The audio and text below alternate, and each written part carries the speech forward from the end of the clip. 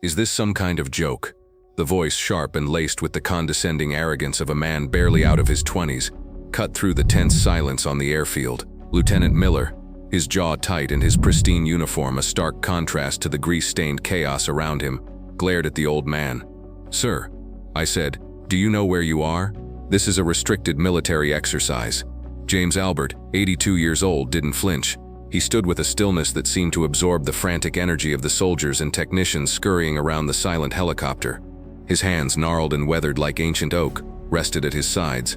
His gaze wasn't on the fuming lieutenant but on the Black Hawk. It sat crippled on the tarmac, its rotors drooping like the leaves of a dying plant, a monument to a multi-million-dollar failure. The drill had been a showcase, a demonstration of cutting-edge readiness for a visiting three-star general. Now it was a circus of incompetence. The Black Hawk's engine had coughed, sputtered, and died mid-sequence, forcing an emergency landing that was anything but graceful. The air still hummed with the ghost of its turbine whine, a phantom limb of sound. "I need an answer, old man," Miller snapped, stepping closer, his polished boots crunching on the gravel. "This is not a retirement home tour. How did you get past the perimeter?" He was playing to an audience, the anxious tech crew, the assembled soldiers, and a gallery of observers in the distant bleachers, all watching the humiliation unfold. He needed a target for the pressure building in his chest, and the quiet old man in the faded visitor's pass was perfect. James's eyes, a pale, clear blue, finally shifted from the helicopter to the lieutenant. They were calm, patient, and held a depth that made Miller vaguely uncomfortable. "I believe the primary turbine's fuel regulator is vapor-locked," James said, his voice a low, gravelly rumble. The whine just before it cut out. The pitch was too high. It was starving. A nervous titter went through the tech crew. Miller's face flushed with crimson. He had just spent 20 minutes listening to his lead technician, a kid with a master's degree in aeronautical engineering, blame a dozen different phantom electronic gremlins through a diagnostic laptop. This old man, who looked like he'd just wandered off a fishing pier, was talking about it like it was a stubborn lawnmower. "Vapor-locked?" Miller scoffed, his voice dripping with derision.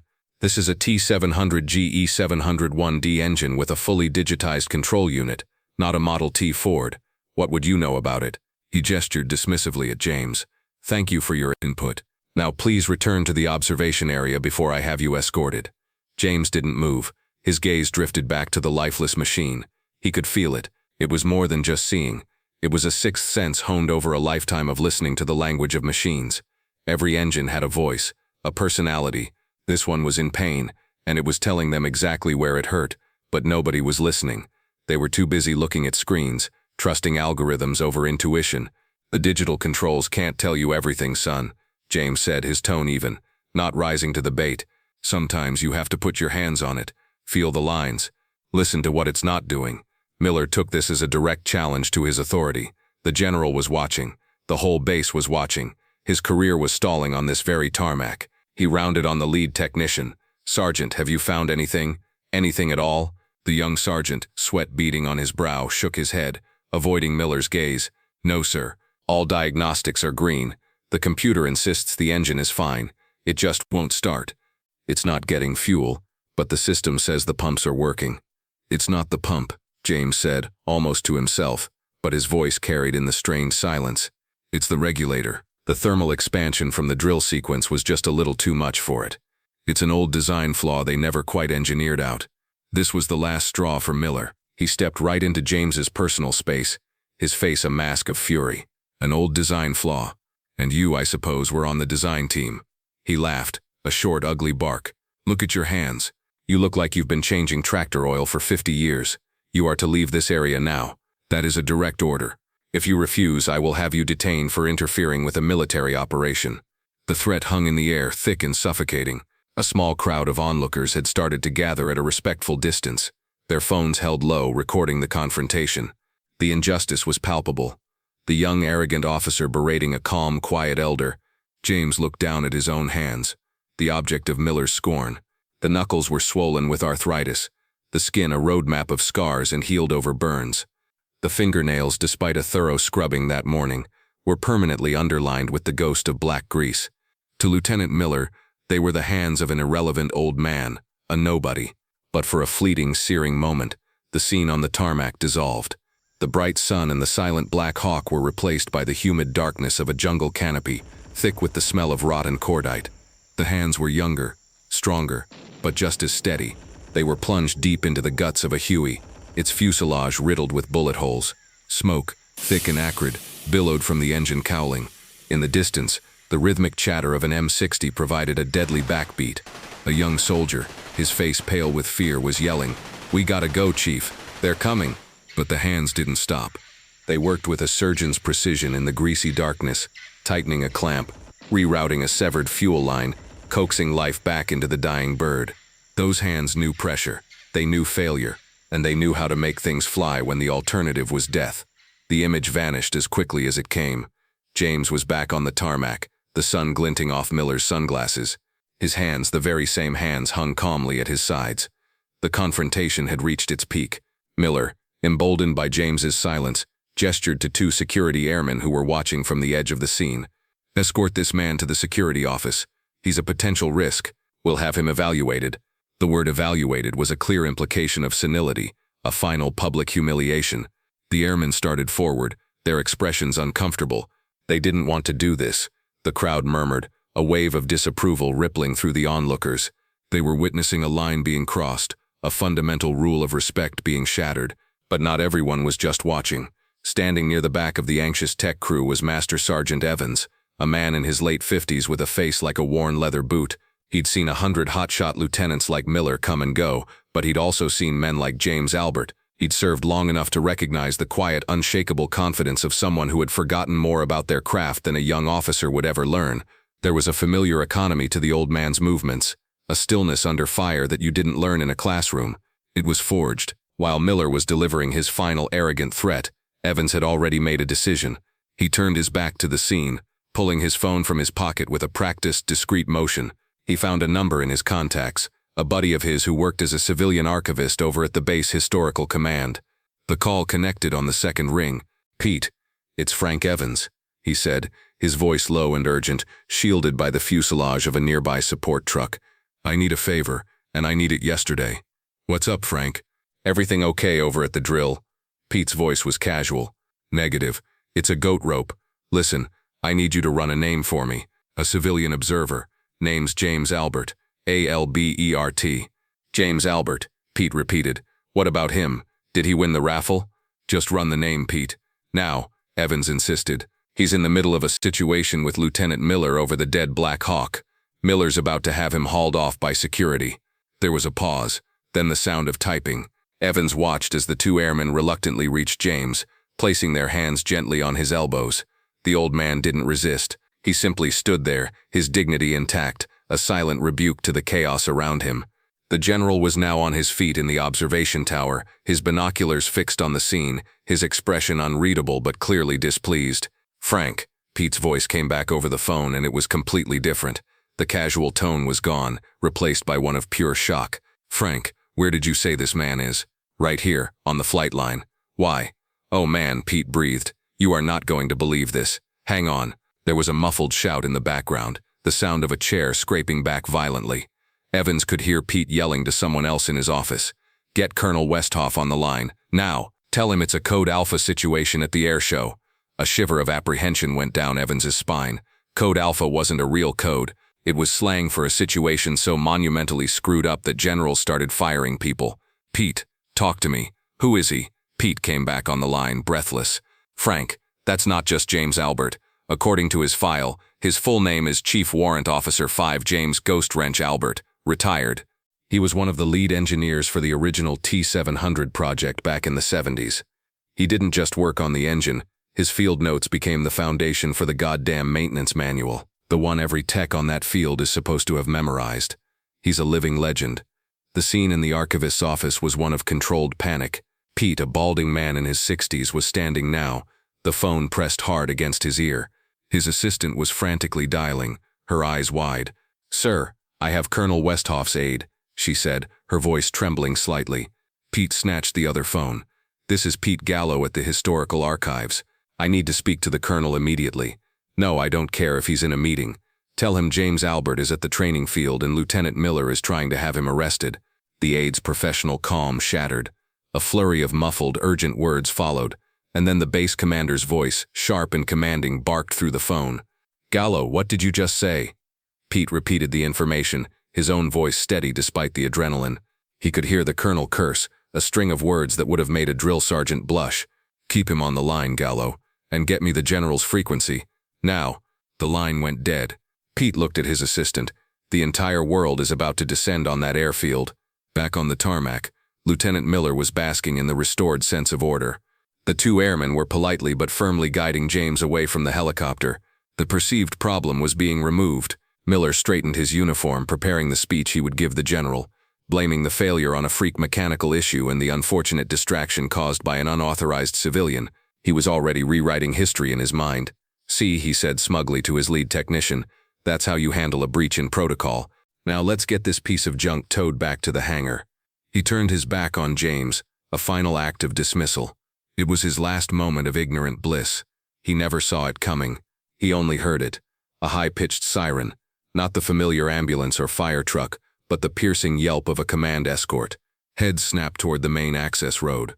A convoy of black Chevrolet Suburbans, flags fluttering from their fenders, was speeding toward them, followed by a sand-colored Humvee with the general's 3-star plate on the front. They weren't driving, they were flying. A wave of official fury hurtling across the concrete. The convoy screeched to a halt just yards from the crippled Black Hawk, doors flying open before the vehicles had fully stopped. The first man out was Colonel Westhoff, the base commander, his face a thundercloud.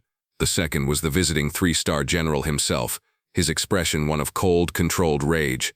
They didn't even glance at the helicopter. They ignored Lieutenant Miller, who had frozen in place, his smug expression melting into one of dawning horror. They marched, their steps synchronized and powerful, directly toward the two airmen escorting the old man. "Halt!"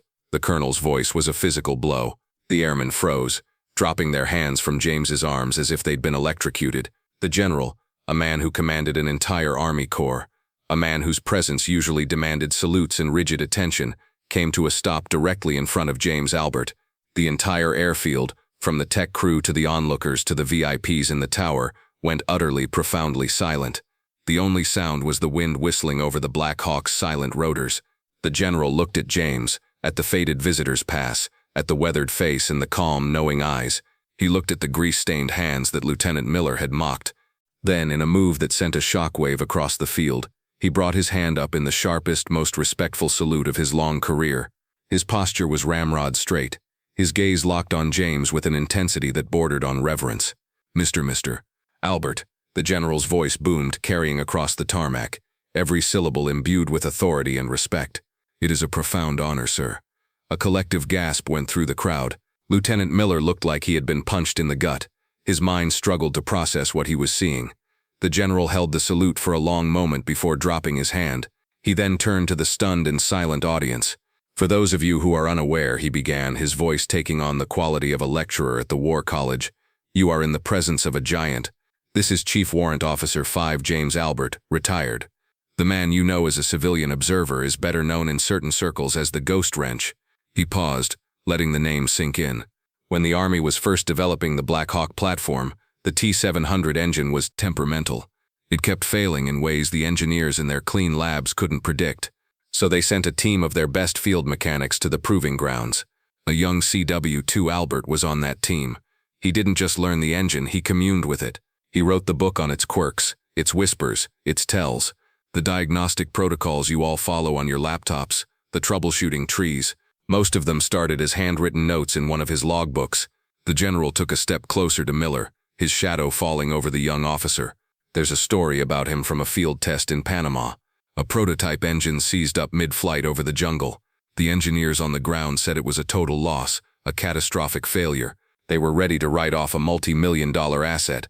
James Albert rappelled from a second helicopter, diagnosed a collapsed bearing by sound alone while dangling from a rope, and guided the pilot through a controlled glide landing that saved the crew and the aircraft. He then spent 36 hours in the jungle, stripping the engine with a standard toolkit and rebuilding it on the spot. He turned back to the crowd. That is who you have been watching. That is whose advice was dismissed. The vindication was absolute, a powerful current of truth that washed over the entire scene. Master Sergeant Evans allowed himself a small, grim smile. The two airmen who had been escorting James now stood at a rigid parade rest, their eyes fixed forward, trying to disappear. The general's gaze, now as cold and hard as granite, fell upon Lieutenant Miller. The young officer was pale, trembling slightly. The entire architecture of his world had collapsed in the space of 90 seconds. "Lieutenant," the general said, his voice dropping to a dangerously quiet level. "Your primary duty as an officer is to leverage every asset at your disposal to accomplish the mission. Today you had the single greatest asset on this entire base standing right in front of you, and you treated him with arrogance, disrespect, and profound ignorance." He gestured to Colonel Westhoff. "Colonel, this officer has demonstrated a failure in judgment so complete that it calls his fitness for command into question. He is relieved of his duties, effective immediately. A formal review will determine his future, or lack thereof, in my army." Colonel Westhoff nodded grimly. "Yes, General." Miller opened his mouth to speak, but no words came out. He just stood there, a hollowed-out shell of the man he was minutes before. The general turned back to James, his entire demeanor softening once more. He gestured toward the silent, hulking Black Hawk. "Mr. Albert, James, I suspect she'll listen to you. The bird is yours, if you'll have her." James Albert simply nodded. He looked past the general, past the shamed lieutenant, and his eyes settled on the anxious faces of the young tech crew. He gave them a small, almost imperceptible nod of encouragement. Then he said, his voice calm and steady, "A lesson in itself. A machine is just a machine. It's got no ego. It tells you the truth if you're willing to listen." He walked toward the helicopter, his steps unhurried. The crowd parted for him like the sea before Moses. As he reached the engine cowling, he placed his right hand flat against the cool, dark metal, and in that moment of contact, another image flashed. Not a jungle, but a sterile, brightly lit workshop 30 years ago. A younger James, now a seasoned instructor in his 40s, stood before the first generation of Black Hawk technicians. He held up a small, intricate piece of metal. It was a fuel regulator. "Look here," he was saying, pointing with a screwdriver to a tiny valve. "The simulations say this will never stick, but in high humidity, after a rapid temperature spike, a microscopic film can form right here. The computer will never see it. The sensors will read normal, but the engine will starve. You have to learn to feel for it, to listen for the silence where there should be a hiss." He was teaching a lesson born of experience, a tactile truth that had been lost to a generation that trusted screens more than their own senses. He pulled his hand away from the cowling, the echo of the past informing his present. He turned to the lead technician, the young sergeant who was now looking at him with a mixture of awe and shame. "Get me a 13mm wrench and a flathead screwdriver," James said quietly, "and tell your men to watch closely." The team scrambled to obey, their earlier frantic energy replaced by a focused, reverent attention. James didn't lecture or grandstand. He worked with a quiet, efficient grace that was mesmerizing to watch. He tapped on a fuel line, listening to the resonance. He ran his scarred fingertips over a junction, feeling for a subtle vibration that wasn't there. He had the sergeant try the ignition sequence one more time, but this time James's ear was pressed against the engine housing, his eyes closed in concentration. "There," he murmured. "That's it." He directed the young technician, showing him exactly where to insert the screwdriver, not to pry but to tap. "Gently," he coached. 3 sharp taps, right there. The technician did as he was told. A faint click, almost inaudible under the wind, echoed from within the machinery. "Now," James said, "try it again." The pilot in the cockpit, who had been watching the entire drama unfold over his comms, flipped the switch. The starter motor whined, and then, with a deep-throated cough, the T-700 engine sputtered. It caught, faltered for a second, and then roared to life, a triumphant, deafening blast of power that blew dust and hats across the tarmac. The rotors began to spin, slowly at first, then gaining speed, a rising thrum of sound that was the very definition of victory. The entire airfield erupted in a spontaneous wave of applause and cheers. The technicians, their faces split with grins of relief and amazement, clapped each other on the back. The general simply stood there, a broad, satisfied smile on his face. In the weeks that followed, the story of James Ghost Wrench Albert became legend on the base. Colonel Westhoff mandated a new training module for all aviation maintenance personnel. It was officially called the Advanced Tactile Diagnostics Course, but everyone on base knew it by its real name, the Albert Protocol. It emphasized hands-on intuition and listening skills, forcing technicians to step away from their laptops and reconnect with the machines they tended. Lieutenant Miller was not in the end discharged. The general, after a long conversation with James, decided that a lesson learned the hard way was more valuable than a career destroyed. Miller was demoted to second lieutenant and reassigned to a logistics depot in the most remote corner of the state, a humbling, career-altering penance. About a month later, James Albert was sitting in the base commissary, enjoying a quiet cup of coffee. A young man in a logistics uniform approached his table, his expression hesitant and deeply humbled. It was Miller. "Sir," he said, his voice barely a whisper, "Mr. Albert." James looked up and gestured to the empty chair across from him. "Lieutenant." Miller sat down, his eyes not quite meeting James's. I wanted to apologize. Properly. There's no excuse for my behavior. You were right and I was an arrogant fool. I'm sorry." James took a slow sip of his coffee. He looked at the young man, seeing not the arrogant officer from the airfield, but a kid who had learned a brutal, necessary lesson. "Everyone makes mistakes, son," James said, his voice gentle. "The important thing isn't that you fell down, it's that you're willing to get back up. The best mechanics and the best leaders spend more time listening than they do talking." He slid a fresh donut from his plate across the table toward Miller. "Now sit down. Tell me what they've got you doing over in logistics." It was an act of quiet grace, an offer of mentorship where a lesser man would have held a grudge. It was the final, most important lesson of the day. If you were inspired by the story of James Albert's quiet valor, please like this video and share it with someone who respects the wisdom of our veterans. Don't forget to subscribe to Veteran Valor and hit the notification bell for more stories of unassuming heroes among us.